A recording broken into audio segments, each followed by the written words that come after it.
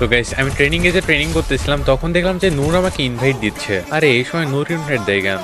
তো দেন আমি তার গ্রুপে চলে গেলাম। বল কি অবস্থা? মতিউর ভাই, ডেঞ্জারকে একজন কাস্টমি হারিয়ে অনেক অপমান করছে। আরে ডেঞ্জার কে ছিল? ভাই বাদ দেন না।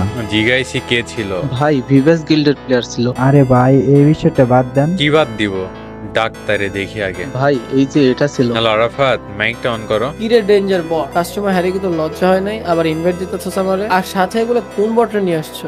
আরে ব্যবহারটা খারাপ করার আগে গ্রুপে কে আছে সেটা তো আগে দেখো। কে বে শালা তুই যে তোরে চিন্তা হবে? আরে তোর ব্যবহারটা কি একটু বেশি খারাপ হয়ে গেল না?